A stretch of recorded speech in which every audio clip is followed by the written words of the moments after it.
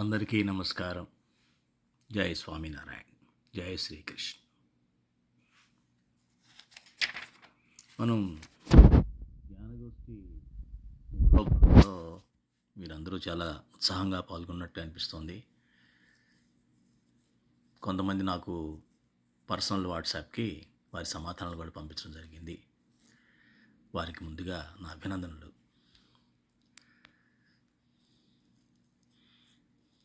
ఈ జ్ఞానగోష్ఠి ఇక ముఖ్య ఉద్దేశం మీ అందరికీ తెలిసిందే.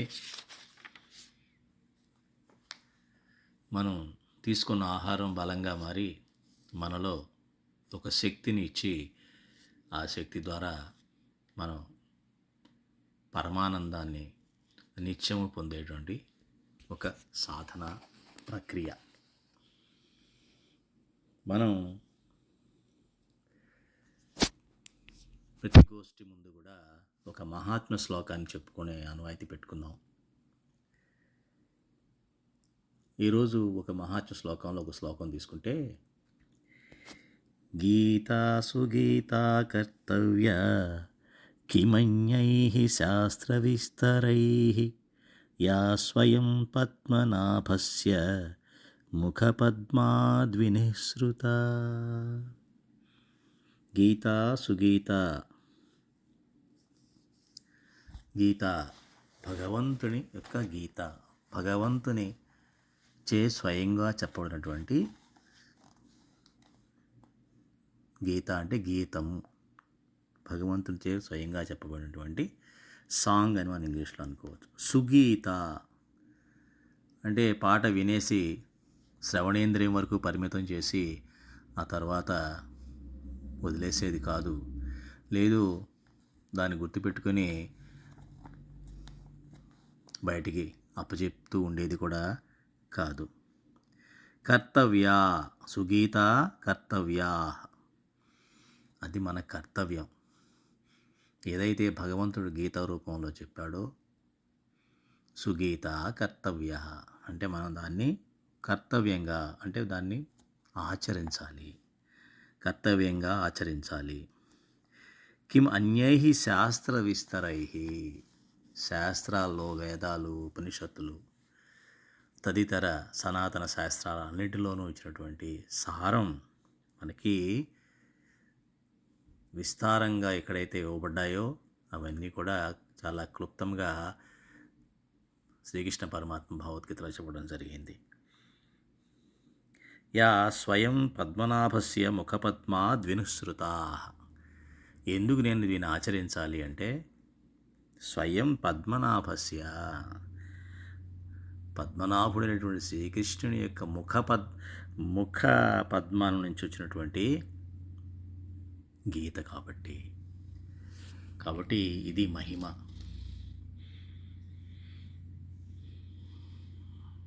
ఆ మహిమ మనం తెలుసుకున్న తరువాత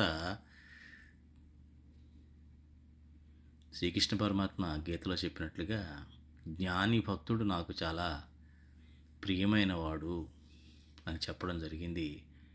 మనం అదే విషయాన్ని భారత రామాయణాల్లోనూ తదితర ఇతిహాసాల్లోనూ కూడా మనం గమనించవచ్చు.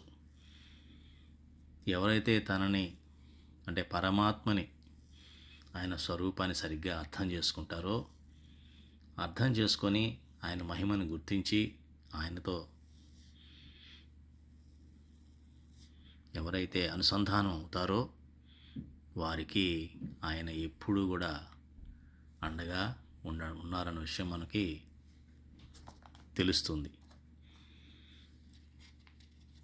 ఆ జ్ఞాని అంటే సత్యాన్ని, సత్య స్వరూపాన్ని తెలుసుకొని తన జీవితంలో సత్యము మాత్రమే ఆచరించేవారు జ్ఞానులు.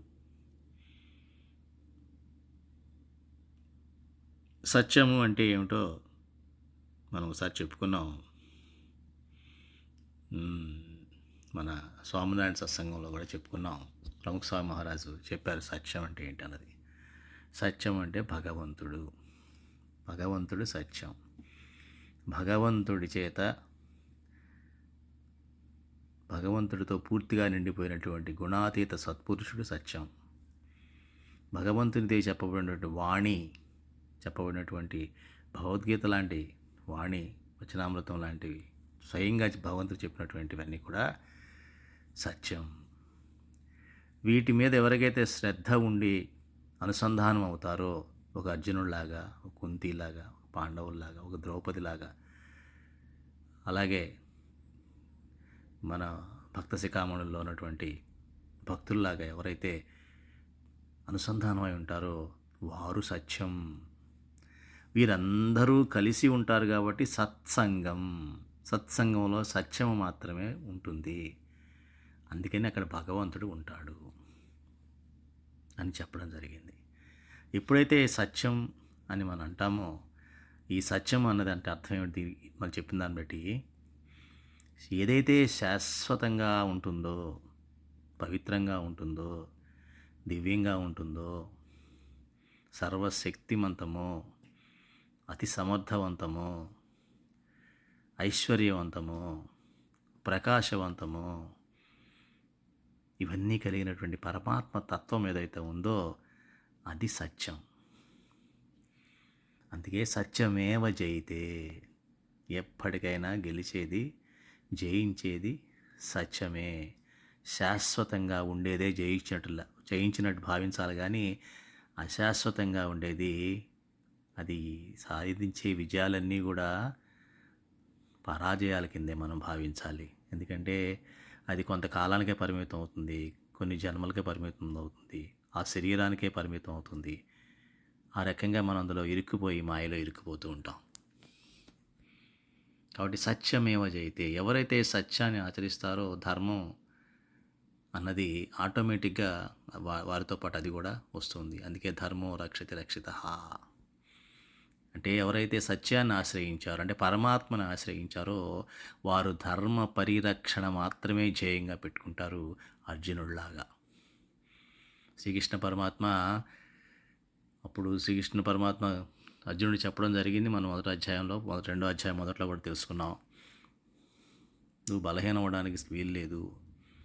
నీ ధర్మము, నువ్వు భగవంతుడిని ఆశ్రయించిన తర్వాత, భగవంతుడు నీతో ఉన్న తర్వాత, నువ్వు క్షత్రియుడిగా వర్ణాశ్రమ పద్ధతిలో కూడా నీకు అది చేయాల్సిన బాధ్యత, నీ కర్తవ్యం నీకు ఉంది. కాబట్టి కర్తవ్యం అంటే గీతా సుగీత కర్తవ్య కిమన్యై.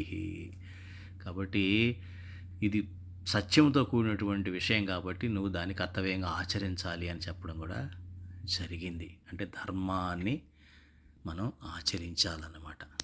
అప్పుడే సత్యం అన్నదానికి సత్యమేవ జయితే అన్నది జరుగుతూ ఉంటుంది.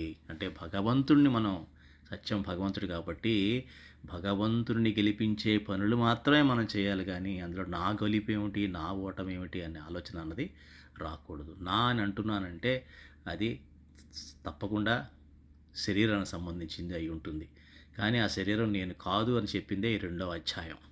అందుకనే దీన్ని ఏమన్నారు, సాంఖ్యయోగము అన్నారు. సాంఖ్యయోగం అంటే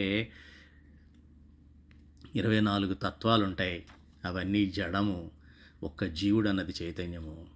ఆ జీవునిలో పరమాత్మ అన్నది అంతర్యామిగా ఉంటాడు అని మనం చెప్పబడింది. ఆ 24 తత్వాలు ఏమిటి అన్నది మీకు అనుమానం రావచ్చు, మీకు ఒక సందేహం రావచ్చు.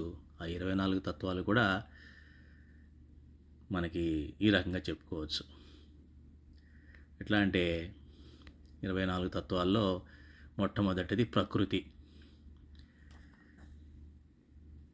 4 అంతఃకరణలో ఉన్నటువంటి 4 తత్వాలు ఏమిటవి? మహత్తత్వం అంటే బుద్ధి, అహంకారం, చిత్తము, మనసు. అంటే మనో, బుద్ధి, చిత్త, అహంకారాలు 4. అంటే ప్రకృతి 1, ఇవి 4. అలాగే తన్మాత్రలు 5. తన్మాత్రలు అవి 5 అంటే అవి మనకి కనబడవు, కానీ అవి వాటికి ఆశ్రయించి ఉండేటువంటివి ఇంద్రియాలు అన్నమాట. అవి ఏమిటి అంటే శబ్ద, రూప, గంధ, శబ్దము, రూపము, గంధము, చక్షువు, అట్లాగే త్వక్ అంటే స్పర్శ. ఈ 4 కూడా 5 కూడా తన్మాత్రలు. వీటికి సంబంధించినటువంటి పంచభూతాలు 5: ఆకాశము, వాయువు, తేజస్సు, జలము, పృథ్వీ. వీటిని మన శరీరం ద్వారా మనం అందుకుంటాం కాబట్టి ఇంద్రియాలు విన్నవి 5 జ్ఞానేంద్రియాలు, 5 కర్మేంద్రియాలు. 5 జ్ఞానేంద్రియాలు ఏమిటి? జ్ఞానాన్ని మనకు అందించేవి, లోపలికి అందించేవి. ఏమిటవి? చెవులు, చర్మం, కన్నులు, నాలుక, ముక్కు. 5 కర్మేంద్రియాలు. అది మనకు తెలుసు. కర్మేంద్రియాలు నోరు, చేతులు, పాదాలు, జననాంగాలు, అట్లాగే మల విసర్జన ఆర్గాన్స్. ఇవన్నీ కలిపి 5 కర్మేంద్రియాలు. అంటే మొత్తం ఇవన్నీ కలిపితే మనకి 24 తత్వాలు వస్తాయి. ఇవన్నీ కలిపినవి నేను కాదు అని మనం గమనించాలి. వీటికి సంబంధించిన ఏది కూడా నేను కాదు, నేను చైతన్యాన్ని అని చెప్పడం జరిగింది. అంటే 2వ అధ్యాయంలో చెప్పింది ఏంటి? ఆ నేను అని ఏదైతే ఉంటుందో, అది ఏదైతే మన శరీరం పుట్టిన దగ్గర నుంచి పడిపోయేంత వరకు కూడా ఆ నేను అన్న ఎటువంటి మార్పు లేకుండా లోపల ఉంటుందో, అనుభూతి చెందుతూ ఉంటుందో, శరీరంలో వచ్చిన మార్పులు ఎలా ఉన్నప్పటికీ అది అలాగే ఉంటుందో, అది ఆ నేను అనే జీవాత్మ ఏదైతే ఉందో, అది ఆత్మగా మనం భావించినట్లయితే అది జీవాత్మగా మారి వీటన్నిటితో కలిసిన తర్వాత అది జీవాత్మగా మారిపోయి తన్మయత్వం చెందుతూ ఉంటుంది. కాబట్టి జీవాత్మగా కారణ శరీరంగా మారిపోయి ఉంటుంది. కాబట్టి అది కాకుండా స్వచ్ఛమైనటువంటి, శుద్ధమైనటువంటి ఆత్మ ఏదైతే ఉందో లోపల, అది నేను అన్న విషయం తెలియడం కోసం ఆ ఆత్మజ్ఞానమే సాంఖ్యజ్ఞానం. సాంఖ్యజ్ఞానం ఉన్నవాడు అనుకునేది ఏమిటంటే, ఇవేవి నేను కాదు, అవి నాకు పనిముట్లు లాంటివి. ఏదైనా పని చేసుకోవడానికి కిచెన్లోకి వెళ్ళిన తర్వాత వంట చేసుకోవడం అన్నది ముఖ్యం. వంట చేసి బయటకు వచ్చేయడమే, అంతే తప్ప ఆ ఉన్నట్టు పాత్రలన్నీ నేనే కాదు కదా. అవన్నీ ఎప్పుడు ఏది అవసరమో తీసుకొని వాడుకుంటాం, పక్కన పెట్టేస్తాం. అట్లా అనుకుంటాం అనమాట. అది సాంఖ్యం. ఆ విషయాన్ని, ఆత్మజ్ఞానాన్ని మనకి 2వ అధ్యాయంలో పరమాత్మ ఇచ్చాడు. ఇస్తూ ఈ జ్ఞానాన్ని ఏ రకంగా పెంచుకోవాలి, కేవలం ఆత్మస్థితిలోనే ఉండాలి అన్న విషయాన్ని చివరిలో చెప్పడం జరుగుతుంది. కేవలం ఆత్మస్థితిలోనే ఉండడానికి మనం ఎట్లా ఉంటే అవుతుంది అన్న విషయం చెప్పడం జరిగింది ఈ 2వ అధ్యాయంలో. అందుకనే ఆయన ఏం చెప్తారో ఆత్మ గురించి లక్షణాలు చెప్పడం జరుగుతూ ఉంటుంది చాలా వరకు కూడా. చెప్తూ ఈ యొక్క విషయాలు ఏవైతే ఉన్నాయో, ఈ పంచ విషయాలు, ఈ పంచభూతాలు, ఈ జ్ఞానేంద్రియాలను వాడుకుంటూ వాటిని మనం ఏ రకంగా మనం ఈ యొక్క అంతఃకరణను ఏ రకంగా మనం శుద్ధి చేసుకోవాలి, ఏ రకంగా దాన్ని ఆత్మలో స్థిరంగా ఉంచాలన్న విషయాన్ని మనం ఈ 2వ అధ్యాయంలో చెప్పడం జరుగుతూ ఉంటుంది. సో దానికి సంబంధించినటువంటి చివరిలో 2వ అధ్యాయం చివరికి భగవంతుడు ఏం చెప్తాడంటే, చివరికి వచ్చేటప్పటికి ఈ సాంఖ్యయోగం చివరిలో ఆయన పూర్తిగా చెప్పిన తర్వాత ఏం చెప్తారంటే, మీ అందరికీ తెలిసి చాలా ఇంపార్టెంట్ శ్లోకం అన్నది అందరూ గుర్తుంచుకోవాల్సిన విషయం. అది ముఖ్యంగా గమనించాల్సింది 72వ శ్లోకం. ఏషా బ్రాహ్మీ స్థితి పార్థ నైనాం ప్రాప్యము విముహ్యతి అస్తిత్వాస్యామంతకాలేపి బ్రహ్మ నిర్వాణమృచ్యతి అని చెప్పడం జరిగింది మనకి. అంతా చెప్పిన తర్వాత సాంఖ్యయోగం అంతా చెప్పి ఆయన చివరిలో చెప్తారు, ఎవరైతే ఇటువంటి ఆత్మస్థితిలో పరమాత్మ నిలబెట్టుకుంటారో అదే బ్రాహ్మీ స్థితి. దానిని పొందిన మానవుడు ఎప్పటికీ మోహితుడు కాడు. ఇట్లాంటి బ్రాహ్మీ స్థితి యందు అంత్యకాలమును కూడా నిలిచి ఉంటే, అనగా అంతిమ కాలమును కూడా అహంకార మమకార రహితుడై ఉన్న ఎడల అతడు నిర్వాణ బ్రహ్మమును పొందగలడు అని చెప్పడం జరిగింది. అంటే ఇక్కడ అంత్యస్థితి అని చెప్పడం జరిగింది. అది 2 రకాలుగా మనం తీసుకోవాలి. అంత్యస్థితిలో ఉన్న ఆలోచన బట్టే మరి మన నెక్స్ట్ జన్మ అన్నది ఉందా లేదా, ఉంటే అది ఏ రకంగా ఉంటుందన్న విషయం మనకి తెలుసు, నిర్ణయించబడుతుందన్న విషయం మనకి తెలుసు. కారణ శరీరంలో ఉన్నటువంటి మలినాలు కావచ్చు, సంస్కారాలు కావచ్చు, ఏదన్నా దాని దోషాలు కావచ్చు, అవన్నీ ఏదైతే ఏ పాళల్లో ఉందో చూసి దాన్ని బట్టి శరీరం ఒక మార్గాన్ని, అయితే అగ్ని మార్గం లేకపోతే ధూమ మార్గం తీసుకొని ప్రయాణం చేస్తుంది. మన విషయం మనం తెలుసు, ఆల్రెడీ చెప్పుకున్నాం. అంటే ఈ బ్రాహ్మీ స్థితి అన్నదాన్ని సాధన చేయవలసింది ఈ భూమిపైనే. అది మనిషి జన్మలో మాత్రమే అది సాధ్యం. అది మనం గ్రహించాలి. ఆ మహిమ మనం తెలుసుకోవాలి. అది మనిషి జన్మలో పుట్టిన ప్రతివాడికి అది సాధ్యం అవుతుందా? కావడం లేదు. ఎందుకని? అందరికీ భగవద్గీత తెలియదు కదా, అందరికీ వచనామృతం తెలియదు కదా, అందరికీ గుణాతీత సత్పురుషుడు యొక్క సమాగమం జరగట్లేదు కదా, అటువంటి గుణాతీత గురువులు లేరు కదా.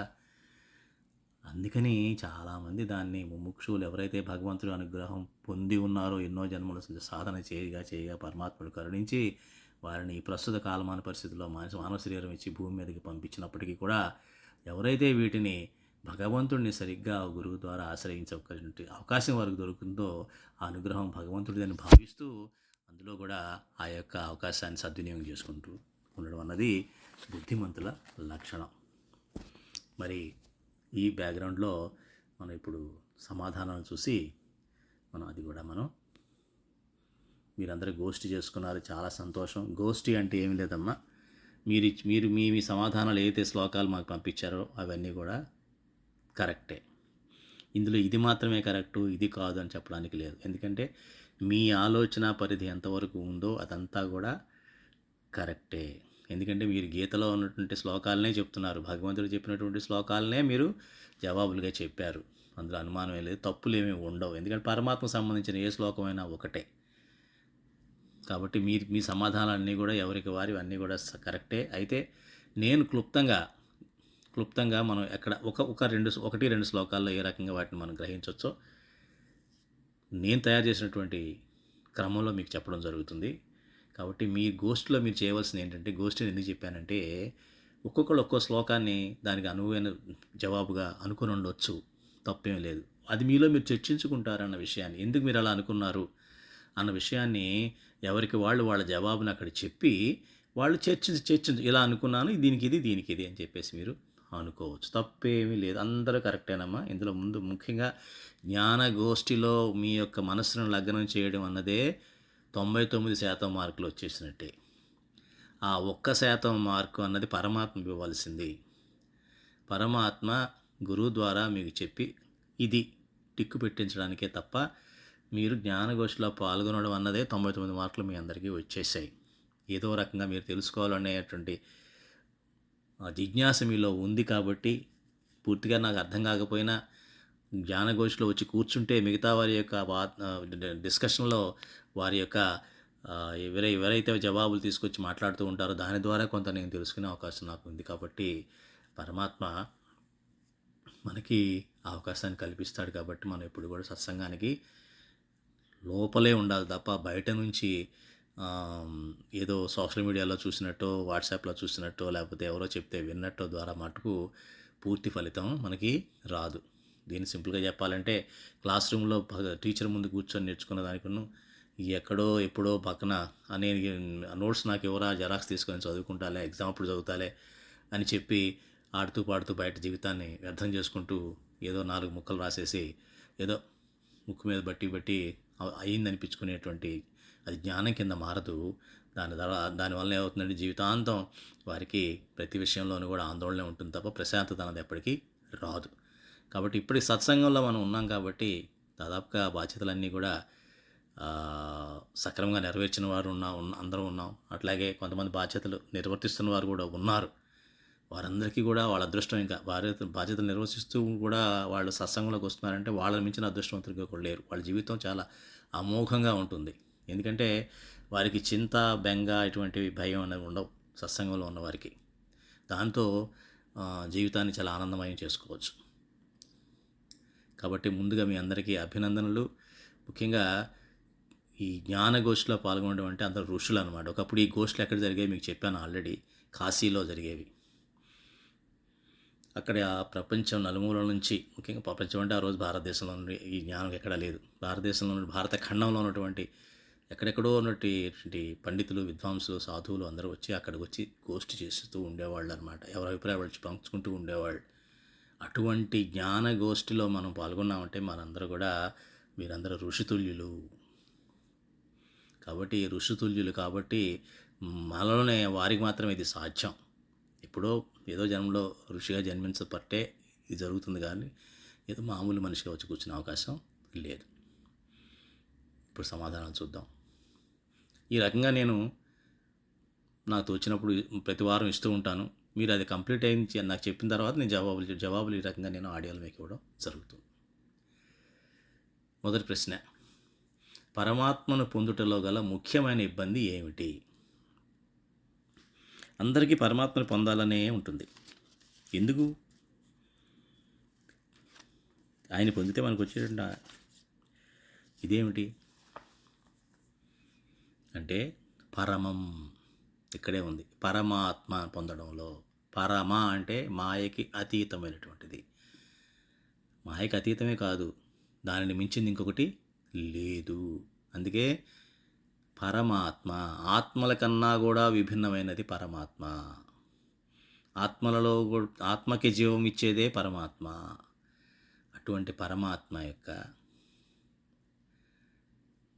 ఆయన పొందడంలో మనకి ఈ జీవిత పరమార్థం తెలుస్తుంది. పరమార్థాన్ని మనం అందుకుంటాము, పరమానందాన్ని పొందుతాము, పరమ లక్ష్యాన్ని మనం చేరుకుంటాము. అది పరమాత్మ వలన మనం పొందాలి అనేటువంటిది ఈ జన్మల యొక్క రహస్యం. అయితే ఆ పొందడంలో మనకున్న ముఖ్యమైన ఇబ్బంది ఏమిటి అని చెప్పుకోదలుచుకున్నట్లయితే మనం ఈ శ్లోకాన్ని చెప్పచ్చు. 44వ శ్లోకం.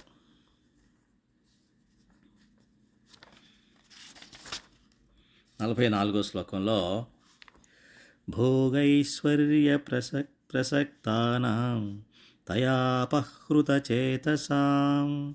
వ్యవసాయాత్మికా బుద్ధి సమాధౌ న విధీయతే. ఎందుకు ఇబ్బంది మనకంటే ముఖ్యంగా మనకి ఏ పని చేయాలన్నా ఆలోచనతో మొదలవుతుంది. ఉత్త ఆలోచన దానికి అది గాలిలోంచి పుట్టదు, విషయాల ద్వారా మనకు వస్తూ ఉంటుంది.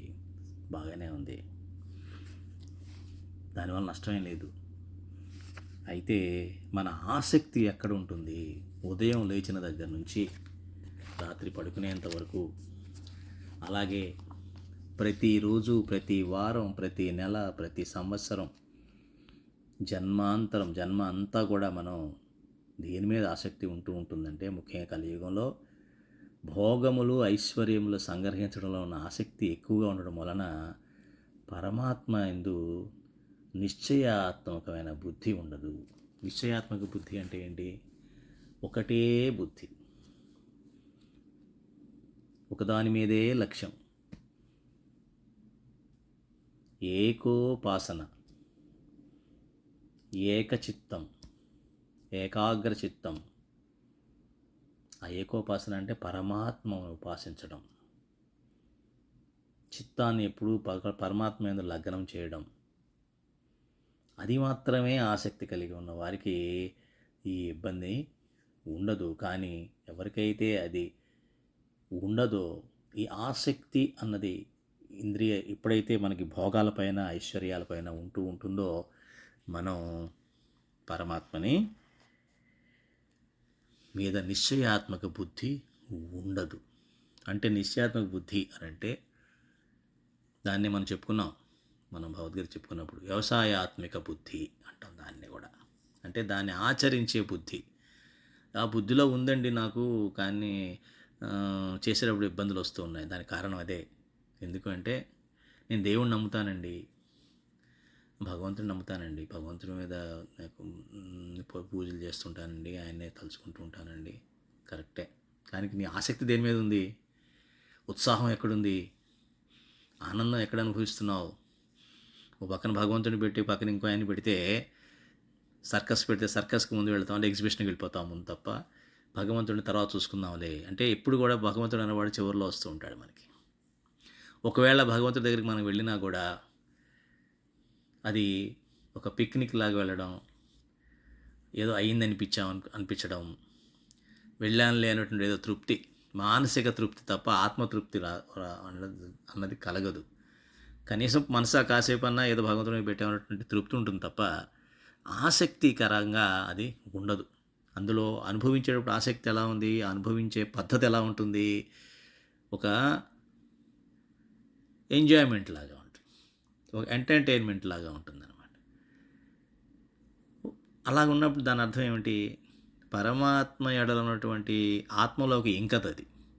అందుకని మనం గమనించాల్సింది ఏంటంటే ఒకే ఒక బుద్ధి ఉండాలి. అంటే ఏది చేసినా పరమాత్మ కోసం, పరమాత్మ ప్రసన్నత కోసం, పరమాత్మ అనుగ్రహం కోసం, పరమాత్మ కోసమే చెయ్యాలి. శ్రీకృష్ణుడు అర్జునుడు ఏమంటాడు చివరికి, నాకు నేను ఆలోచిస్తే నాకేమో బుద్ధి పనిచేయడం లేదు కృష్ణ, నేను నీకు శరణాగతుడిని అయ్యాను, నువ్వేం చెప్తే అదే చేస్తా, ఇక నా బుద్ధి నేను పెట్టదలుచుకోవాలా. అది అది వ్యవసాయాత్మిక బుద్ధి. ఏం చెప్పినా చేశాడు. అప్పుడప్పుడు బుద్ధి మధ్యలో వస్తూ ఉండేది, కొంచెం ఇలా ఎందుకు చేయాలి, అలాగే అడుగుతూనే ఉన్నాడు. తప్పేం లేదు, అడగాలి. దానికోసమే భగవంతుడి యొక్క వాణి, వాక్కు, గీత ఇవన్నీ అందులో ఇవ్వడం జరిగింది. ఏ టైంలో ఎటువంటి అవరోధం వస్తుంది, దాని ఏ రకంగా అంటే ఇబ్బంది వస్తుంది, ఆ ఇబ్బందిని మనం ఎలా అధిగమించాలి అన్నది. కాబట్టి దీనికి జవాబు మనం ఏం చెప్పుకోవాలమ్మా? ముఖ్యమైన ఇబ్బంది భోగ ఐశ్వర్యాలందు ఆసక్తి. భోగ ఐశ్వర్యాలు వద్దనట్లేదండి. భగవంతుడు ఎంతవరకు మీ అకౌంట్లో ఇచ్చాడో ఆ అకౌంట్ అంతా మీదే. ఆయనే ఇచ్చాడు, ఆయన ఇచ్చిన అకౌంట్ మీరు అనుభవించండి. పూర్తి హక్కుదారులు మనం, అనుభవించవచ్చు మనందరం. కానీ ఆసక్తి ఎక్కడ ఉండాలి? భగవంతుడిపైనే ఉండాలి. ఇది కర్తవ్యంగా ఉండాలి. ఇందాక మన సాంఖ్యం యొక్క ఉద్దేశం అదే. సాంఖ్యంలో ఏమిటి? ఇవన్నీ పనిముట్లే. శరీరంలో ఉన్నటువంటి పంచేంద్రియాలు, ఇంద్రియాలు అంటే పంచకర్మేంద్రియాలు, జ్ఞానేంద్రియాలు 5, అంతఃకరణ 4, ఇవన్నీ కలిపి అన్నీ కూడా పనిముట్లు లాంటివి. ఇందాక చెప్పినట్టుగా వంటగదిలో ఉన్నటువంటి గరిటెలు, గిన్నెలు, స్టవ్ ఇటువంటిదే తప్ప అవి మనం కాదు. సాంఖ్య జ్ఞానం ఆ రకంగా వాడుకున్నట్లయితే మన ఆసక్తి దాని మీద ఉండకుండా పరమాత్మ మీదే ఉంటుంది. అది ఇబ్బంది. ఆసక్తి అనేది ఇప్పుడు తెలిసింది కదా మనకి. అది రెండవ ప్రశ్నకి సమాధానం. రెండవ ప్రశ్న ఏంటంటే, మరి దానికి ఇబ్బంది అధిగమించాలంటే నేనేం చేయాలి అన్నదానికి అది వెంటనే తర్వాత శ్లోకంలోనే పరమాత్మ చెప్పడం జరిగింది. త్రైగుణ్య విషయా వేద నిస్త్రైగుణ్యో భవార్జున నిర్ద్వంద్వో నిత్య సత్వస్థో నిర్యోగక్షేమ ఆత్మవాన్. అది అంటే 3 గుణాల ఈ ప్రపంచాన్ని చెప్పబడినటువంటి సకామ కర్మల నుంచి మనం వైదొలగాలి. ద్వంద్వరహితుడు కావాలి. శాశ్వత తత్వంలో మనం స్థిరంగా ఉండాలి. ఏదన్నా ప్రాప్తించలేదన్నటువంటి బాధ కానీ, ప్రాప్తించిన దాన్ని రక్షించుకోవడంలో ఉన్నటువంటి చింత కానీ, వీటిని గురించి ఆలోచించకూడదు. మనం పరమాత్మ పరాయణుడివి కావాలి. పరమాత్మ ప్రాప్తినే లక్ష్యంగా పెట్టుకోవాలి. ఇది ఎవరైతే గుర్తుపెట్టుకుంటారో వారి ఆసక్తి ఎప్పుడు పరమాత్మ వైపే ఉంటుందప్ప. అంటే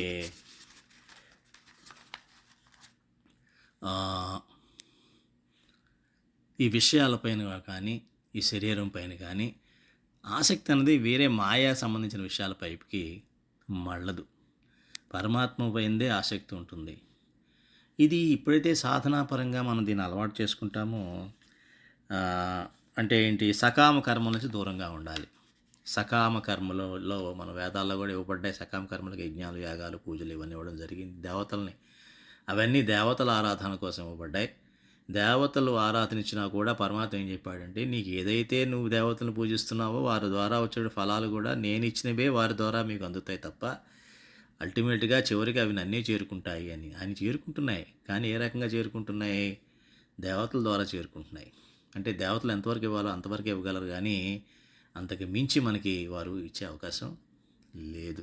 అందుకని మనం నిష్కామ కర్మగా మార్చుకోవాలి ప్రతి కర్మని. అంటే మీకు ఇంకా పూర్తిగా అర్థమైనా చెప్పాలంటే, మన శరీరంలో రకరకాలైనటువంటి ఆర్గాన్స్ ఉన్నాయి. ఒక లివరు, గుండె, కిడ్నీసు, లంగ్స్ అన్నీ ఇక రకరకాలు ఉన్నాయి. ఇవన్నీ కూడా వాటి పని చేసుకుపోతున్నాయి.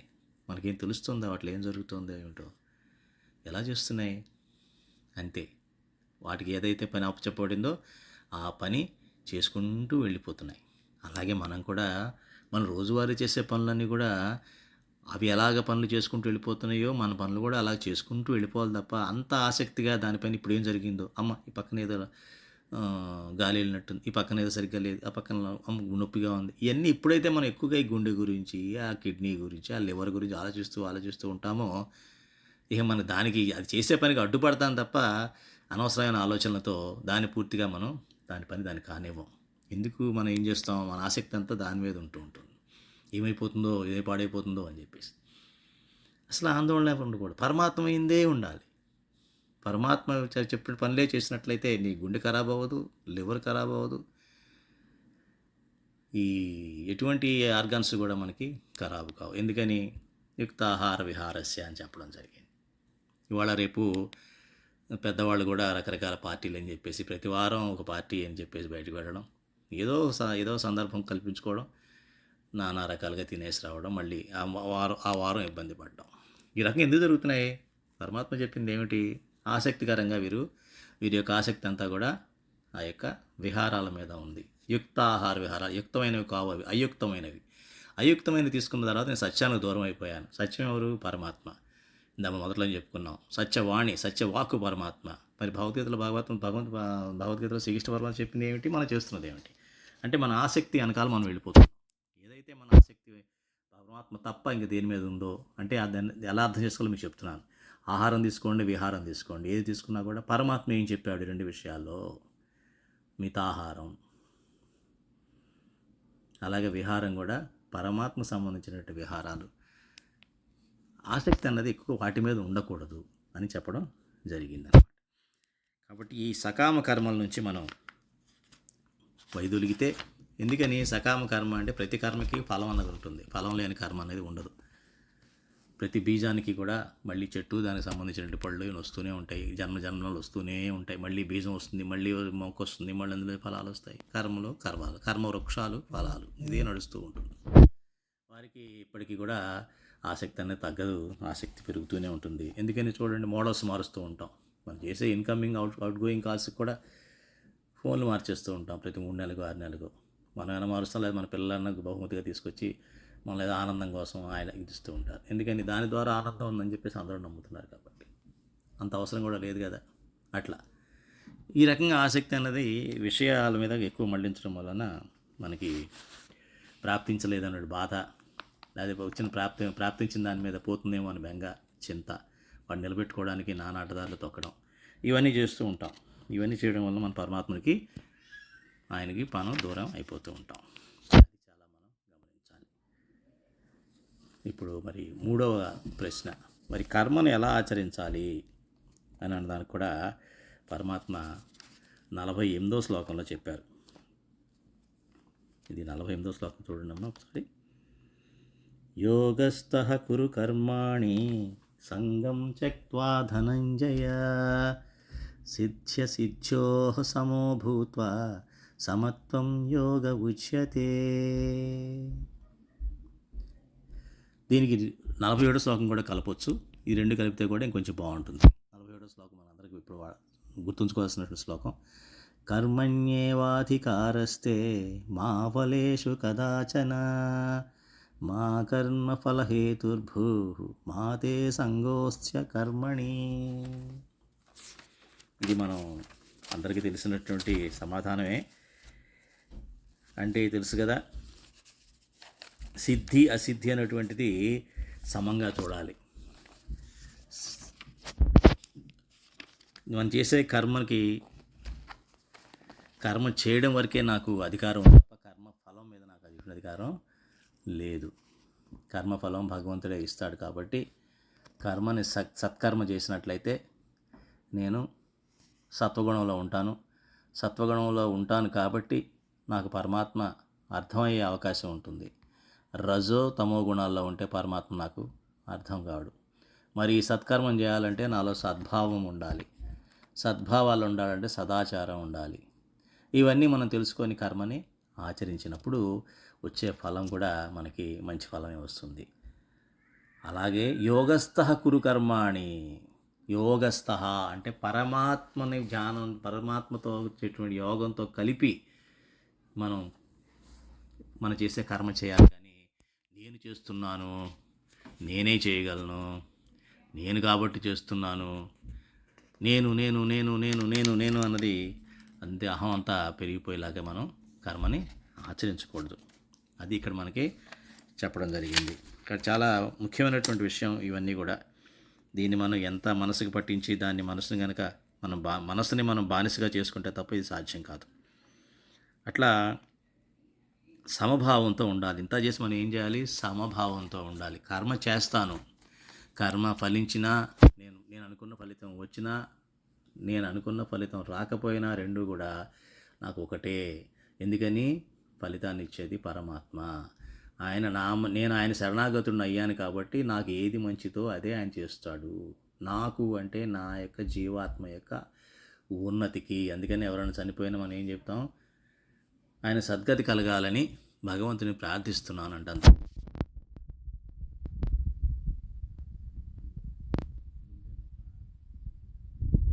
కదా చెప్పింది. ఏషా బ్రాహ్మీ స్థితి 72 శ్లోకంలో చెప్పింది అదే. ఆ అంత్యకాలంలో ఆ బ్రాహ్మీ స్థితిని పొందాల్సిందే. బ్రాహ్మీ స్థితి అంటే ఏంటి? ఈ సమబుద్ధి, ఈ సమచిత్తం, ఈ బుద్ధి బ్రాహ్మీ స్థితి పొంది ఉండాల్సిందే. అప్పటికి ఎవరైతే అంత్యకాలంలో అప్పటికి ఈ సాధన ద్వారా ఆ స్థితిని చేరుకుంటారో వారికి పరమాత్మ లభిస్తాడు తప్ప మిగతా వాళ్ళందరూ కూడా మళ్ళీ గాలిలో కూర్చుని రాయి ఎలాగైతే కింద పడి మళ్ళీ మన నెత్తిమే పడుతుందో పక్కవాడి నెత్తిమే పడుతుందో తెలియదు కాబట్టి అలా పడితే తప్ప మళ్ళీ ఆ జీవి కిందకు వచ్చేస్తుంది తప్ప వారు ముక్తినైతే పొందలేరు. వచ్చే నెక్స్ట్ ప్రశ్న, ఇంద్రియములను పూర్తిగా మరలించుకొనుట ఎలా సాధ్యము? మరి ఈ ఇంద్రియాలు మనల్ని ఎప్పుడు ఇబ్బంది పెడుతుంటాయి కదా, వాటిని నేను ఏ రకంగా మరలించుకోవాలి అని అన్నదానికి 59వ శ్లోకం సరిపోతుందమ్మా. ఇంద్రియాలు ఏం చేస్తాయంటే ఈ కాసే కదా, ఈ పూటే కదా, ఈ ఒక్కసారే కదా అని మనల్ని మభ్యపెడుతూ ఉంటాయి. అందుకని మనం ఏం చేయాలి? ఏం చేస్తాము? నేను మానేశానండి. నేను 20 రోజులైందండి మానేసి, 2 నెలలు అయిందండి మానేసి, 3 నెలలు అయిందండి మానేసి, అలా లెక్కేసుకుంటూ ఉన్నామంటే ఈ 40 రోజుల వ్రత దీక్షలా ఉంటాయి ఇవన్నీ కూడా. అయ్యప్ప దీక్షలు చేస్తారు, భవానీ దీక్ష చేస్తారు, అంతా మంచిదే. పాపం సంకల్పం మంచిదే, భగవంతుడు శక్తి ఇస్తాడు. మంచి చలిలో చేస్తారు ఇవన్నీ కూడా. పొద్దున్నే లేచి పాదరక్ష లేకుండా చేస్తారు, అన్నీ చాలా చక్కగా చేస్తారు. కర్మని వారి యొక్క నిష్టగా చేస్తారు. కానీ వారు ఆ 40 రోజులు చేసినటువంటిది మళ్ళీ తర్వాత ఏమో జరుగుతుంది? మళ్ళీ దానికి డబుల్ అయిపోతుంది. ఇంతకుముందు చేసిన పనులన్నీ మళ్ళీ డబుల్ అయిపోతుంటాయి. దానికి కారణం ఏమిటి? మనకి రసవర్జ్యం. అదే కదా 59వ శ్లోకంలో రసవర్జ్యం అన్నది జరగట్లా. రసవర్జ్యం అంటే లోన మనకి దానిపైన ఇంకా ఆసక్తి అన్నది ఉంది, అది కానీ బయటికి మొక్క ఇంకా అది రావడం లేదు. అది రసం అంటారు. రసం బుద్ధి ఉండకూడదు. అదే మనకు ఉదాహరణ చెప్పుకున్నాం కదమ్మా. ఎట్లాగా ఎండాకాలంలో నేలంతా ఎండిపోయినట్టు కనిపిస్తుంది, వర్షాకాలం రాగానే అంత గడ్డి కనిపిస్తుంది. ఎలాగా? ఆ గడ్డి విత్తనాలు ఎవరిని వేసారా? కనబడలేదు ఇంతకుముందు, కనబడవు. ఎందుకని? వాటి అనుకూల పరిస్థితి వచ్చినప్పుడు అది బయటపడుతుంది.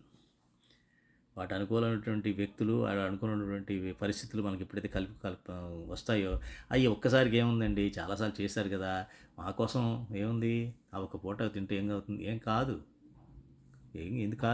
ఎందుకు కాదు మనకు కనబడేటట్టుగా ఏది కాదు, కనబడనట్టుగా చాలా అయిపోతుంది. పరమాత్మకి దూరం అయిపోతాం. పరమాత్మ ఇప్పటివరకు ఎంత దగ్గరగా ఉన్నాడో మన ఆత్మకి అంత దూరం ఎక్కడికో వెళ్ళిపోతాడు. అనంతమైన దూరానికి చేరుకుంటూ వెళ్ళిపోతాడనమాట. ఆ భావాన్ని మనం గమనించాలి. ఎందుకని? నేను భగవంతుడి ప్రసన్నత కోసం ఏ పనైనా చేస్తాను, నా జిహ్వ కోసమో నా కోసం ఏది చేయను. కాబట్టి అది ఇంకా ఆ రసం అన్నది నాలో ఉండకూడదు. ఇంకా రసం ఉందా ఏదో ఒక సమయంలో అది పొడ చూపుతుంది. అందుకే చూడండి, అందరూ కూడా దేవాలయాలకు వెళ్తుంటారు, అందరూ చోటుకు వెళ్తుంటారు, కానీ అక్కడ మళ్ళీ మామూలే. అక్కడ మళ్ళీ హోటల్స్ ఎత్తుక్కుంటూ ఉంటారు. మంచి హోటల్ ఎక్కడుంది, రుచికరమైన భోజనం ఎక్కడ దొరుకుతుంది? ఆ పూట కూడా మనం దాన్ని భగవంతుడికి సంబంధించిన విషయాన్ని ఒకటి కూడా మనం చేయడానికి ఆసక్తి, ఆ కష్టం తీసుకోవడానికి మనం ఇబ్బంది, అది పెద్ద కష్టం కింద భావిస్తాం. అది పెద్ద ఏదో ఎవరిని ఉద్ధరించడానికి చేసినట్టుగా మనం భావిస్తూ ఉంటాం. ఇవన్నీ అజ్ఞానం అనుకోండి. అజ్ఞానాన్ని మనం ఎప్పుడు కూడా విమర్శించకూడదు, కానీ అజ్ఞానం తెలుసుకోవాలనే విషయం కోసం ఈ ఉదాహరణలు ఇవ్వడం జరుగుతూ ఉంటుంది.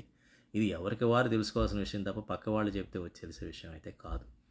సో పరమాత్మ చెప్పిన విషయాలే మనం చెప్పుకుంటున్నాం కాబట్టి ఆ పరమాత్మ చెప్పిన విషయాల్ని చాలా సీరియస్గా తీసుకొని మనం కనుక మనసుకి వంట పట్టించుకుంటాం. సత్సంగంలో ఉన్న వాళ్ళకి ఇబ్బందే లేదు. మనందరం సత్సంగం కాబట్టి మనకు విషయాలన్నీ మంచిగానే అర్థమవుతాయి. దాని యొక్క బలం కూడా మనకు భగవంతుడు వెంటనే మనకి ఇస్తాడు. ఓహో, ఇదా నేను చేయవలసింది, ఇక్కడి విషయం తెలిసింది అని చెప్పేసి ఆ భగవంతుడిని ఆ యొక్క బలాన్ని కోరుకున్నట్లయితే ఆయన ఆ పరిస్థితులను కల్పిస్తాడు.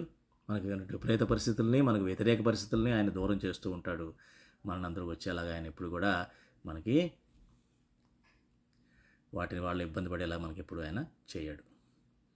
కాబట్టి ఈ రకంగా మనం ఇంద్రియాలని దూరం పూర్తిగా మరలించుకోవాలంటే పూర్తిగా అందులో రసం అనేది లేకుండా, అంటే ఏ రకంగా అయితే బీజం విత్తనం ఉంటే ఎన్నాళ్ళైనా సరే తర్వాత అది ఎప్పుడైతే భూమిలో పడిందో గడ్డిలాగా తర్వాత వచ్చేస్తుందో, అలా కాకుండా ఆ బీజాన్ని కనుక ఆ విత్తనాన్ని కనుక మనం వేయించేసామనుకోండి నిప్పు పైన, ఇంకా అది ఎప్పటికీ మొక్క అవ్వదు. ఆ రకంగా అన్నమాట. తర్వాత ప్రశ్న, విషయాసక్తి చింతన వలన జరిగే పతన క్రమం ఏంటి? సరే, విషయాల మీద నాకు ఆసక్తి ఉందండి, ఎప్పుడు అవే ఆలోచన ఉంటుందండి. భగవంతుడి గురించి ఉంటుందండి, కానీ ఆసక్తి మటుకు వీటి మీద ఉంటుంది. మరి ఎలా పతనం అయిపోతాను దానివల్ల? ఆ క్రమం ఏంటి కూడా పరమాత్మ శ్రీకృష్ణ పరమ చాలా చక్కగా చెప్పాడు 62, 63 శ్లోకాల్లో. అంటే భగవంతుడికి పరాయణత్వం, భగవంతుడిని ఆశ్రయించకుండా విషయాల మీదే మన యొక్క ఆనందాన్ని పెట్టుకున్నట్లయితే, విషయాల్లోనే ఆనందం ఉంది, ఈ శరీరం వచ్చిందే ఆనందం అనుభవించడానికి, అది వద్దనుకుంటే ఉపయోగం ఏమిటి?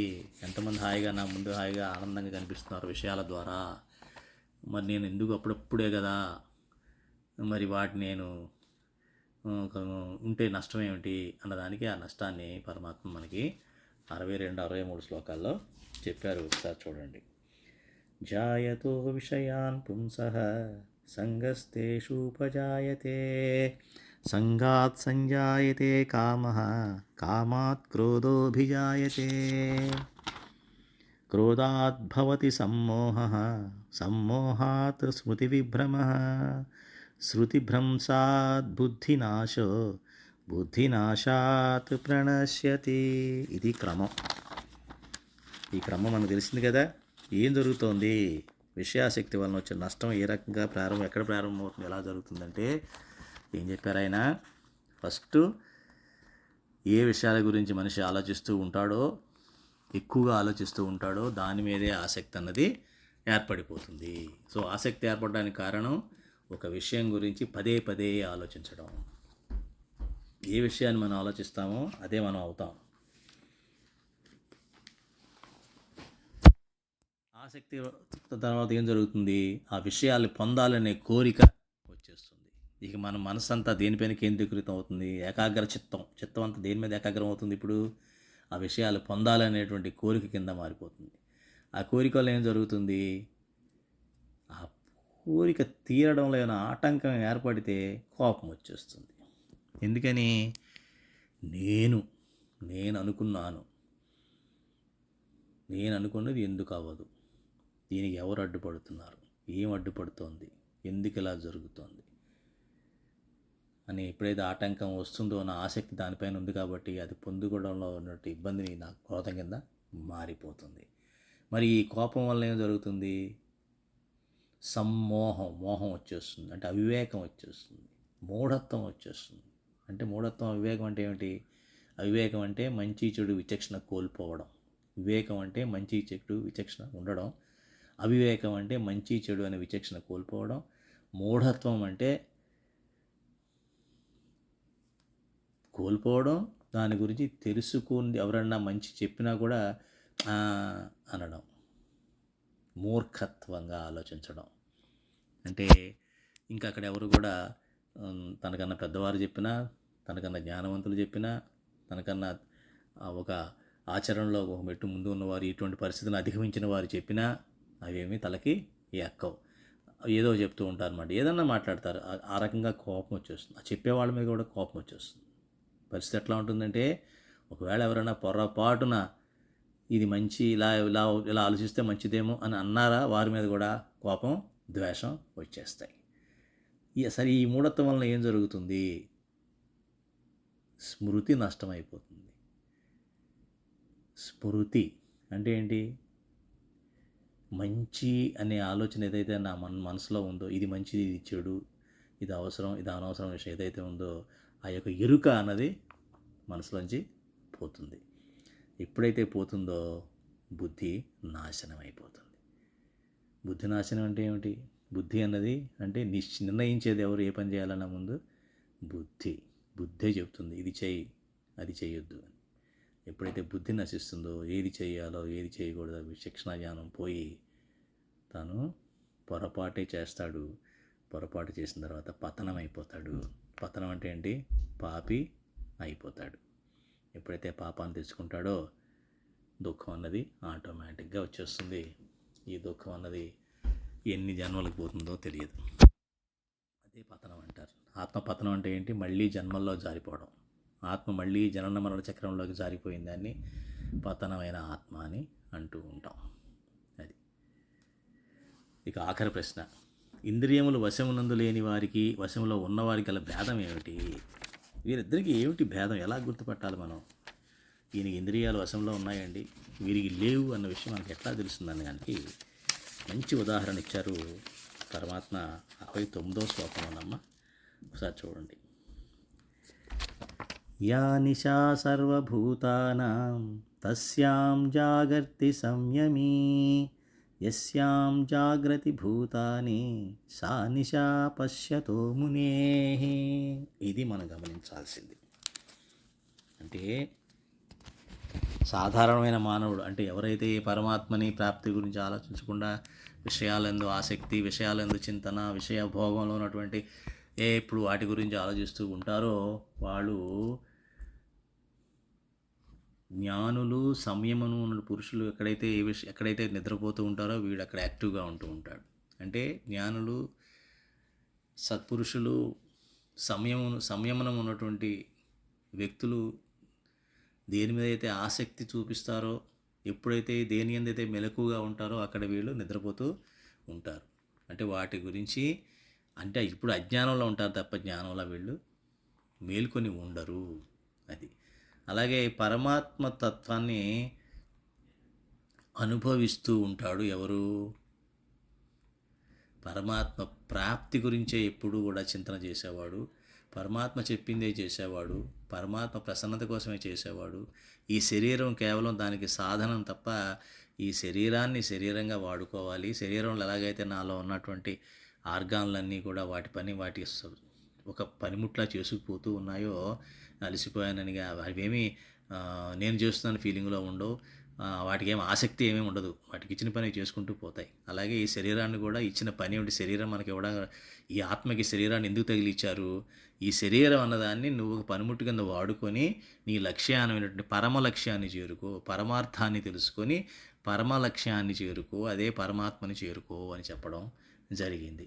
కాబట్టి ఎక్కడైతే ఈ విషయాలు ఎక్కువగా ఉంటాయో, ఎక్కడైతే ఈ యొక్క ప్రకృతి, మాయ సంబంధించిన విషయాలు ఎక్కువగా ప్రబలంగా ఉంటాయో అక్కడ ఈ జ్ఞానులు అన్నవాళ్ళు అక్కడ నిద్రపోతారు, అక్కడ మేలుకుగా ఉండరు. అంటే మెలకు అంటే ఇక్కడ ఆసక్తి అన్నమాట. మెలకు అంటే మీరు ఆసక్తి అనుకోండి, ఆసక్తిగా ఉండరు. వాళ్ళు అక్కడ చాలా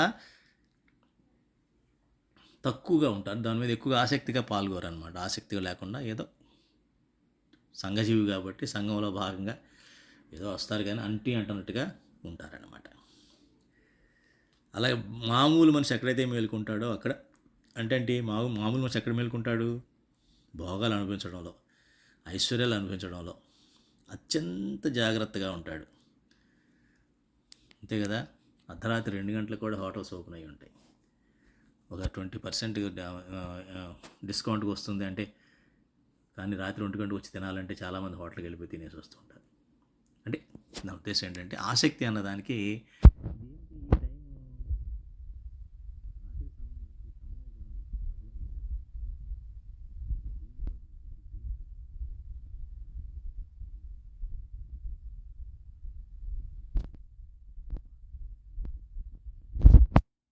కనీసం పరమాత్మ ఒళ్ళో నిద్రపోతూ ఉంటుంది. కనీసం ఇప్పుడు ఈ పగలంతా విషయాసక్తి తక్కువగా ఉండి పరమాత్మనే దృష్టిలో పెట్టుకొని అన్ని కర్తవ్యంగా అన్ని పనులు చేస్తూ ఉన్న వారికి పరమాత్మ యొక్క ఒడిలో చక్కగా నిద్రపడుతుంది. మళ్ళీ మార్నింగ్ పొద్దున్న లేచినప్పటికి శరీరం మళ్ళీ కంట్రోల్లో ఉంటుంది. శరీరం ఎక్కడెక్కడ బిగుసుకుపోవడాలు, శరీరం మాట వెనకపోవడాలు, మనసు మళ్ళీ దిగులుగా పెట్టుకోవడం ఉండడం, బెంగగా లేవడం ఇవేమీ ఉండవు. మళ్ళీ కొత్త జీవితంగా, కొత్త జన్మగానే భావించి పొద్దున్న అమ్మయ్య మళ్ళీ సూర్యనారాయణ కనిపించాడు. ఆయన యొక్క ఆశీస్సులతో, ఆయన వెలుగుతో, ఆయన తేజస్సుతో, ఆయన శక్తితో, ఆయన బుద్ధితో అన్నీ ఆయన ఇచ్చినయే. అవన్నీ తీసుకుంటూ సాయంత్రం వరకు ఆయన నాకు ఇస్తాడు కాబట్టి వాటిని ఉపయోగించుకుంటూ మిగతా మంచిగా అన్ని విషయాలు కూడా పరమాత్మ చెప్పినట్టుగా మనం ఆచరిస్తూ ఉన్నట్లయితే రాత్రి సుఖంగా నిద్ర అన్నది వస్తుంది. ఆ సుఖ నిద్ర అన్నదాన్ని పరమానందం కోసం, పరమాత్మ ప్రాప్తి కోసం మనం వాడుకుంటాడు ఈ జ్ఞాని. కాబట్టి ఈ రాత్రి పగలు అన్నది మనం బయట ప్రకృతిలోనూ మాయలోనూ ఆలోచించకూడదు. ఎక్కడ ఏ పరిస్థితిలో నిద్రపోవాలి, ఏ పరిస్థితిలో నేను మెలకుగా ఉండాలి, జాగరూకతతో ఎక్కడ ఉండాలి, జాగ్రత్తగా ఎక్కడ అజాగ్రత్తగా ఉండాలి, ఇవన్నీ మనం గమనించాలి. అంతేగా నలుగురితో పాటు నారాయణ, గుంపులో గోవిందయ్య అని ఏదో పిచ్చి పిచ్చిగా మాట్లాడుతుంటారు మన డబ్బుకు లోకం దాసోహం, పైసామే పరమాత్మ, ఈ శరీరం ఎందుకు ఉంది, జంతువులకు లేని రుచి మనకి ఎందుకు ఇచ్చాడు పరమాత్మ, ఇవన్నీ రకరకాలుగా చెప్తూ ఉంటారు అందరూ కూడా. రుచి వద్దని ఎవరో చెప్పరండి. రుచిగా ఉందని విషం తింటామా?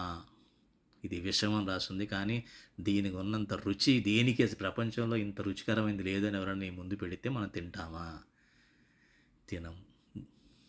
పిచ్చివాడు ఎవరో, జ్ఞానం లేనివాడు పిచ్చివాడు ఎవడో నోట్లో, అది వాడికి రుచి కూడా తెలియదు కాబట్టి నోట్లో వేసేసుకుంటాడు. కానీ పిల్లవాళ్ళలాగా మిగతా వాళ్ళు ఎవరు కూడా, కాస్త బుద్ధి ఉన్నవాళ్ళు ఎవరు కూడా పని చేయరు. కాబట్టి మనకి బుద్ధి విభ్రంశం చెందింది కాబట్టే మనం అటువంటి ఆలోచనలు చేస్తూ ఉంటాం. కాబట్టి అటువంటి ఆలోచన కూడా రానివ్వకూడదు. ఎటువంటి ఆలోచన అయినా సరే పరమాత్మ చెప్పాడు. శాస్త్రాల్లో చెప్పబడింది, గీతలో చెప్పబడింది, వేదాల్లో చెప్పబడింది, ఉపనిషత్తులో చెప్పబడింది, ఇతిహాసాల్లో చెప్పబడింది, పురాణాల్లో చెప్పబడింది. ఇవన్నీ కూడా సత్పురుషులు, గుణాతీత సత్పురుషులు కూడా, ఇవాళ బతికున్నటువంటి గుణాతీత సత్పురుషులు మన మహాస్వామి మహారాజు అంటారు కూడా ప్రతి విషయాన్ని క్లుప్తంగా మనకు చెప్తూనే ఉంటారు. మన యొక్క గురువార సత్సంగంలో మనకు ఆచరణ యోగి, మన మధ్య మన ఈర్ష్య గురించి చెప్పుకున్నాం, క్రోధం గురించి చెప్పుకున్నాం, వారి యొక్క జీవిత చరిత్ర చదువుకుంటూ ఉంటాం. కోపం అన్నది ఏ రకంగా అధిగమించాలి, క్షమ, ప్రేమ, సహనం చెప్పుకున్నాం కదా, 3 పద్ధతులు. ఏ రకంగా నాలో ఉన్నటువంటి ఆ కోపాన్ని ఎట్లా, ఇవన్నీ కూడా మనం నేర్చుకుంటూ ఉంటాం సత్పురుషు యొక్క వారి యొక్క జీవన విధానాన్ని మనం గమనిస్తూ. కాబట్టి ఇవన్నీ కూడా ఈ సాంఖ్యయోగం 2వ అధ్యాయం యొక్క క్లుప్తంగా దాని యొక్క చివరి సారాంశం ఏంటంటే ఏషా బ్రాహ్మ్య స్థితి. ఇది గుర్తుపెట్టుకోండి. ఇటువంటి బ్రాహ్మీ స్థితిని, అంటే సమత్వ బుద్ధి కలిగి, విషయాసక్తి తగ్గి పరమాత్మ యందు ఆసక్తి ఉండి, జ్ఞానులు ఎక్కడైతే ఉంటారో అక్కడే నేను వెలుగుగా ఉంటూ, అజ్ఞానులు ఉన్న చోట నేను నిద్రపోతూ, నా యొక్క ఈ శరీరం ఉన్నటువంటి ఏదైతే ఉందో ఇవన్నీ కూడా ఒక పరికరాలుగా, పొద్దున్న లేచింది సాయంత్రం వరకు చేసే పని కూడా ఒక కాలం అనే పని మనకి ఇచ్చారు పరమాత్మ. కాలం అనే సాధనం ఇచ్చారు, అదొక పనిముట్టు.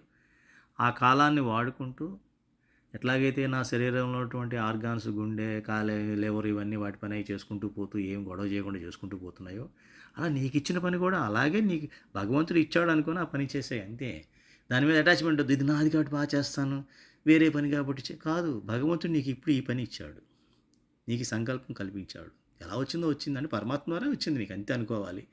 ఆ పని అంతే శ్రద్ధగా చేయాలి. పసిబిడ్డను ఎలా సాకుతావో ఆ పద్ధతిలో దాన్ని అంత చక్కగా భగవంతుడికి ఎట్లాగైతే ప్రసాదం పెట్టాడు అంత పవిత్రంగా చేస్తావు. అలాగే పవిత్రంగా ప్రతి పని, ఆ రోజు మనకు ఇచ్చిన ప్రతి పనిని, అక్కడ నాకేంటి, నేనేంటి, వాళ్ళకెందుకు, ఇది ఎందుకు చేయాలి, ఇటువంటి క్వశ్చన్స్ రాకూడదు. ఇది పరమాత్మకి ప్రసన్నతగా అభించేటువంటి పనే చేసేయాలి. ఎలా చేయాలి, నీ గుండె ఎలా చేస్తుందో, నీ లివర్ ఎట్లా చేస్తుందో, నీ కిడ్నీస్ ఎలా చేస్తున్నాయో ఒక ఆలోచన అనేది లేకుండా వాటికి ఏమి ఇస్తే చేస్తాం. మనం పాడు చేసేస్తున్నాం. వాటికి ఏమి ఇస్తున్నాం, ఏమి ఇవ్వకూడదో అవి ఇస్తున్నాం కాబట్టి పాడవుతున్నాయి. ఏమి ఇవ్వకూడదో ఏమి ఇవ్వాలో పరమాత్మ చెప్పాడు, అది ఫాలో అయినట్లయితే అవేం పాడవు. అలాగే ఏ పని చేయాలో ఏ పని చేయకూడదు, ఏది ఆలోచించాలో ఏది ఆలోచించకూడదో, దేని మీద ఆసక్తి ఉండాలో దేని మీద ఆసక్తి ఉండకూడదో ఇవన్నీ చెప్పాడు. కాబట్టి ఆ రకంగా కనుక మనం చేసినట్లయితే శరీరాన్ని ఎలా ఆరోగ్యంగా ఉంచుకునేడానికి యుక్తాహార విహారం అని చెప్పారో, అలాగే బయట మనం చేసే పనులు కూడా ఏ రకంగా చేయాలి అన్న విషయాన్ని పరమాత్మే ఇచ్చాడని భావిస్తూ అంతే శ్రద్ధగా మనం చేసినట్లయితే అది ఒక పరమాత్మ మన శరీరంలో ఆర్గాన్స్ చేసుకున్నంత ఇప్పుడు అంత సులువుగా పని చేసేస్తాం. దాని మీద ఆలోచన ఉండదు కదా మనకి. ఆలోచిస్తూ నీ గుండె పనిచేయదు, ఆలోచిస్తూ నీ కాలేయం పనిచేయదు, ఆలోచిస్తూ నీ కిడ్నీ పనిచేయదు, ఆలోచిస్తే అవి పనిచేయవు. మనం కూడా అంతే, ఆలోచిస్తే పని చేయం. నాకేంటి అని ఆలోచించామంటే ఆ పని చెయ్యం. నాకేంటి కాదు, నీ ముందుకు ఈ పని వచ్చిందంటే పరమాత్మ ద్వారా వచ్చింది. ఏదో నీలో ఏదో కడిగాలనుకున్నాడు, నీదో మనలో ఉన్న దోషాలను ఏదో తీసే తెలుసుకున్నాడు ఆయన. కాబట్టి ఏదో నీచమైన పని ఇచ్చుంటాడు. నీచమైన పని అంటే ఏంటి? ఇక్కడ అంట్లు తోమాలనో, ఎక్కడ మన సంబంధం లేని చోట, అదే అక్కడ చిన్నగా ఊడ్చి పూజ గది తీసుకోండి, పూజలకు వస్తాం. ఎవరు ముందు వస్తారో వాడు శుభ్రంగా దాన్ని ఊడ్చి క్లీన్ చేసి ఆ భాగ్యం, అమ్మ ఈ భాగ్యం నాకు ఈరోజు కలిగిందని చెప్పేసి చక వాడు ఆ పని చేయాలి. ఈ పని నాది కాదులే, వారు చేస్తారు అని మనసులో నీకు ఉందనుకో, అక్కడ మళ్ళీ వంతులు వారు అట్లా వేసుకుంటూ ఉంటాం. అంటే నేను మీకు అర్థమవుతుందని చెప్తున్నాను మా విషయం. కాబట్టి అలాగే మనం ఎక్కడికి వెళ్తే అక్కడ సపోజ్ మనం వెళ్ళాం, కుర్చీలో కూర్చున్నాం, ఫంక్షన్ జరుగుతూ ఉంటుంది, ఓ పెద్ద ఆయన వచ్చారు, పెద్ద ఆవిడ వచ్చారు, లేచి కూర్చొని వాడు కుర్చీ ఇవ్వడం, అది పద్ధతి. అది నీకు ఇచ్చినటువంటి భాగ్యం, పరమాత్మ ఇచ్చినటువంటి నీలో ఉన్నటువంటి ఆ అహం శూన్యతకి ఇదొక మార్గం. అట్లాగే మనం సూర్యనారాయణ పరమాత్మ వచ్చాడు వెలుగులో అందరూ ఉన్నారు. కాబట్టి ఆ భగవంతుడి నీడలో అందరూ ఉన్నారు. కాబట్టి ఆ వెలుగులో కనిపించే ప్రతివాడు, నాకు ఎదురయ్యే ప్రతివాడు పరమాత్మ అనుకున్నాడు భావంలో నేను ఇక్కడ వాకింగ్ చేసుకుంటూ, అదే భావంతో కనుక నేను పరమాత్మనే భావిస్తూ అంటే ఏదో భగవంతుని పాటలు పెట్టుకొని చెవిలో పెట్టుకొని వినడం కాదు. అది నీ యొక్క ఆ భావంలో కనిపించాలి. చెవిలో పరమాత్మ శ్లోకాలు పెట్టుకుంటారు, బయట మాట్లాడేది మళ్ళీ ఏదో పిచ్చి మాటలు మాట్లాడుకుంటూ ఉంటారు. వాకింగ్లో వాటిల్లో కూడా ఏవో మాట్లాడుకుంటారు, రియల్ ఎస్టేట్ ఒకడు, షేర్లను ఒకడు, అది లేకపోతే అదని ఇదని ఏదో మాట్లాడుకుంటూ ఉంటారు, ఉపయోగం లేదు అదనమాట. అంటే ఈ రకంగా మనం ఎప్పుడైతే మనం ఒక పరమాత్మనే కేంద్రంగా మనం చేసుకుంటూ ఉంటాము, ఎలాగైతే మనలో శరీరంలో ఉన్న ఆర్గాన్స్ అన్నీ కూడా ఈ శరీరం సరిగ్గా నడవాలి అనేటువంటి ఉద్దేశంతో నడుస్తూ ఉన్నాయో, వేరే భావం లేకుండా, అలాగే మనం కూడా బయట పనులు కూడా పరమాత్మ నడిపిస్తున్నాడు ఇదంతా. అందులో నేను ఒక చిన్న వంతు పాత్ర నాది, అది నా కోసం ఆయన ఇచ్చిన ఇవన్నీ కూడా నా ఆత్మ యొక్క ఉన్నతి కోసం ఆయన కల్పించినటువంటి పరిస్థితులు, ఆయన అనుగ్రహం నా మీద ఉండబట్టి నాకు ఈ భాగ్యం కలిగిందని అనుకుంటూ ఉన్నట్లయితే, ఇవన్నీ ఎప్పుడు జరుగుతాయంటే సత్పురుషులతో ఎప్పుడైతే మన గుణాతీత సత్పురుషులు, మహాన్ స్వామి రాజు లాంటి వాడు, వారితో కనుక సమాగం అయినప్పుడు మనకి ఆ సత్సంగాలు ఉన్నప్పుడే విషయాలు తెలుస్తాయండి. చిన్న సూక్ష్మాలు తెలుస్తాయి. ఈ సూక్ష్మాలు లేకపోతే తెలియవు. ఎందుకంటే మన సూక్ష్మాలు తెలుసుకొని ఆచరించే వ్యక్తులు చాలా బహుకొద్దిగా ఉంటారు మన చుట్టూ, అసలు ఉండరు చాలా వరకు. వాళ్ళ దోషాలు చూస్తూ ఉంటాం కాబట్టి మనకు కూడా అలవాటు అయిపోతుంది. దోషాలు చూడటం అలవాటు అవుతుంది కాబట్టి దివ్యత్వం చూసే అలవాటు మనకి ఎప్పటికీ అలవడదు. సో దివ్యత్వం చూసే అలవాటు వచ్చేంత వరకు కూడా మనకి ఇదేది సాధ్యం కాదు. అది కేవలం సత్పురుషుల సమాగమంతో, సత్సంగం ద్వారానే, జ్ఞానగోష్ఠుల ద్వారానే, సత్సంగాల ద్వారానే జరుగుతూ ఉంటుంది. సో మనలో ఉన్న ప్రథమ ఆసక్తి ఏది ఉండాలంటే సత్సంగంలోనే ఉండాలి. సత్సంగంలో ఎప్పుడు వెళ్ళాలి, ఇంకెప్పుడు వస్తుంది సత్సంగం, ఏమిటి నెక్స్ట్ ఏంటి, ఈరోజు ఏంటి, నేను ఆలోచించాలి, నేను ఇవాళ నేర్చుకున్న దాన్ని ఏ రకంగా దీన్ని ఆచరిస్తున్నాను, ఆచరించేటప్పుడు వచ్చిన ఇబ్బందులు ఏమొచ్చాయి, ఇవన్నీ మన జ్ఞానగోష్ఠిలో మాట్లాడుకోవాలి. యాక్చువల్గా గురువుగారు అప్పుడు చెప్పారు పోయిన వారం, నాకు బాగా అర్థమైనట్టు అనిపించింది. ఆచరణ ప్రత్యేకమైనప్పుడు నాకు ఏమైనా ఇబ్బందులు వచ్చాయి, ఇబ్బందులు ఇలా వస్తున్నాయి మాట్లాడుకోండి, తప్పేం లేదు. ఆ ఇబ్బందుల్ని ఎలా అధిగమించాం, ఇబ్బందులు చెప్పుకొని ఆగిపోతే మళ్ళీ ఆగిపోయినట్టే, మళ్ళీ మన అసక్తులు అయిపోయినట్టే. శ్రీకృష్ణుడు అలాగే, అర్జునుడు అలాగే కృష్ణుడు చెప్పి నేను చేయలేను, నా వాళ్ళు చెప్పి అలా పక్కన పెట్టేసి కూర్చున్నాడు. మళ్ళీ ఇబ్బంది చెప్తూ కూర్చోవడం కాదు, ఇబ్బందిని ఎలా అధిగమించామన్నదే నీ ఆత్మబలం ఎప్పుడు తెలుస్తుంది? భగవంతుడి పని చేస్తున్నప్పుడు వచ్చేటువంటి అవరోధాలని అధిగమించేటువంటి పని ఎప్పుడైతే నేను చేయగలుగుతానో అది నా ఆత్మ బలంగా మారుతుంది. అది ఏ రకంగా మనం అధిగమించామని చెప్పగలగాలి. అలా అనిపించిన మాట వాస్తవమే. కానీ నాకు ఈ యొక్క మన జ్ఞానగోష్ఠిలో విషయాలు నాకు వెంటనే స్ఫురణకు వచ్చింది. కాబట్టి వెంటనే నేను ఆలోచించాల్సింది ఇలా కాదు, ఇలా ఆలోచించాలి. నేను చేస్తుంది పరమాత్మ ప్రసన్నత కోసం, ఈ యొక్క మనుషుల యొక్క ప్రసన్నత కోసం కాదు. వారి చేత నా మీద కోపం తెప్పించవచ్చు, భగవంతుడే తెప్పించాడు. ఎందుకంటే నా యొక్క శక్తిని ఇంకా పెంచడం కోసం సానపడుతున్నాడు నాకు అని అనుకోవాలి. వారిని గురించి పట్టించుకోకుండా భగవంతుడు ఏం చెప్పాడు, భగవంతుడు ఎలా ఉండమన్నాడు అలాగే మనం ఉన్నట్లయితే పరమాత్మ మనకి దివ్యత్వం ప్రతి చోట కనిపిస్తాడమ్మా. ఆ యొక్క దృష్టి, ఆ యొక్క శక్తి, ఆ యొక్క భాగ్యం మీ అందరికీ కలగాలని పరమాత్మ ఎప్పుడు ఆ అనుగ్రహం మీకంటే మీరే కాదు, మీ కుటుంబ సభ్యులు, మీ పరివారం, మీ యొక్క సంబంధ బాంధవ్యాలు ఉన్న వాళ్ళందరికీ కూడా ఎప్పుడైతే మనం ఒక దీపంలో ఇంట్లో ఉంటామో ఆ వెలుగులో అందరూ అన్ని పనులు చేసుకుంటారు. అసలు దీపమే లేనప్పుడు అందరిలో కంగారు, హడావుడి పరిగెడుతుంది. కాబట్టి కనీసం ఒక ఇంటికి ఒక సత్సంగం ఉండాలి, చాలా అదృష్టం మీరంతా భావించాలి. మీరు అదే సత్సంగాన్ని దృఢత్వం చేస్తున్న కొద్దీ కూడా మీ వెలుగు ఇంకా పెరుగుతుంది. ఆ వెలుగు పరిధిలోకి అందరూ వస్తారు. క్రమేణా వారి యొక్క ఆత్మ కూడా ఉన్నతి చెందుతూ ఉంటుంది. ఎప్పుడు కూడా సదా మీ యొక్క మంచిని, మీ యొక్క ఉన్నతిని, మీ యొక్క అభివృద్ధిని, మీ యొక్క జ్ఞానకాంక్షని, ధర్మ ఆచరణని, సత్సంగం ఎడల మీ యొక్క ఆ, ఆసక్తిని పెంచాలని భావిస్తూ నేను సెలవు తీసుకుంటున్నాను. శుభం భూయాత్.